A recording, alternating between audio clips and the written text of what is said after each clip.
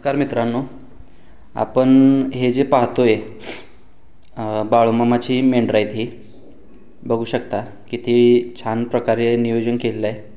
सुंदर असं कडेनं वाघर टाकलेली आहे आणि आतमध्ये मेंढरं बसलेले आहेत. वाघर मित्रांनो जंगली प्राण्यांपासून त्यांची सुरक्षा व्हावी म्हणून टाकलेलं आहे. बाळूमामाची इथं पालखी बसलेली आहे आपल्या छोट्याशा गावात, जत तालुक्यामध्ये. रामपूर हे छोटंसं गाव आहे. त्या गावामध्ये ही बाळूमामाची पालखी आलेली आहे, बग्गा नंबर 5. आणि 1000-2000 मेंढरं असलेली ही पालखी आहे. बघू शकता बकरी तितकेच आहेत, मेंढ्याही तितक्याच आहेत. बघू शकता खूप मोठा एरिया लागतो त्यांना बसण्यासाठी.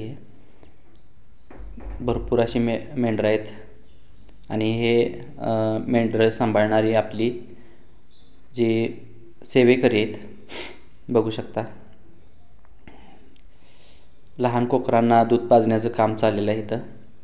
आणि ह्या मेंढरांची सेवा पूर्ण झाल्याशिवाय बाळूमामाची आरतीही होत नाही मित्रांनो. पूर्ण कोकरांना पाजण्यापासून ते पूर्णपणे त्यांना वाड्यातून वाघरेतून बाहेर काढण्यापर्यंत जी सर्व प्रोसेस आहे ती पूर्ण झाल्याशिवाय बाळूमामाची आरती केली जात नाही मित्रांनो. नियम खूप स्ट्रिक्ट आहेत इथं. इकडं बघू शकता मित्रांनो, शेळ्या आहेत, शेळ्यांची कोकरं आहेत. त्यांना दूध पाजण्याचं कामही चालू आहे इथं. बघू शकता खूप छान असं सांभाळ केलेला आहे त्यांचा. काही शेतकरी मित्रांनो उभ्या पिकामध्येही बाळूमामाचे मेंढरांना सोडतात का त्यांचा आशीर्वाद मिळावा या आशेने. खूप छान अशी शिवशंभूचा अवतार असलेले बाळूमामा संत होते, ज्यांचं पूर्व भागात खूप नाव आहे. हा बघू शकता बाळूमामाच्या बोकड मेंढरांतला शेळ्या ज्या आहेत त्यामधला बोकडा या खूप मोठा 4-5 वर्षाचा बोकडा असेल मित्रांनो. किती छान असा सांभाळ केलेला आहे त्याचा. बघू शकता दिवसभर चारा खाऊन फिरून कंटाळलेल्या अवस्थेत आहेत, शांत बसलेले आहेत. ह्या बघा मित्रांनो किती देखण्या मेंढ्या आहेत, एकदम शांत स्वभावाच्या. बघू शकता एकदम काळी शुभ्र केस आहेत त्यांच्यावरती आणि एकदम सुंदर असा त्यांचा ठेवाही आहे आणि त्यांचा सांभाळही खूप छान असा केला जातो.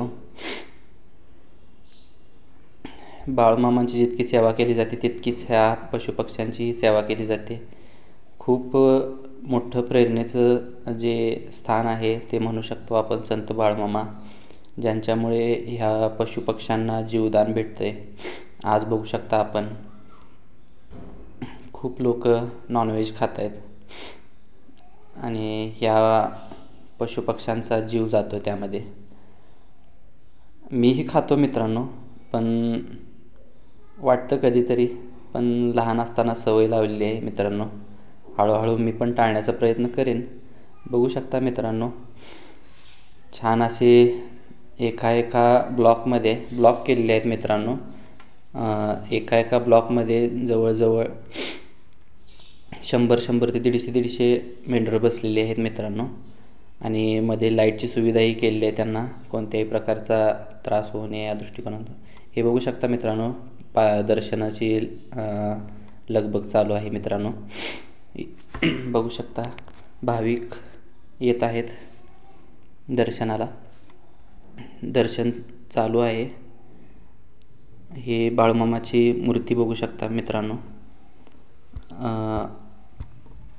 ही बघा मूर्ती मित्रांनो बाळूमामाची. छान अशी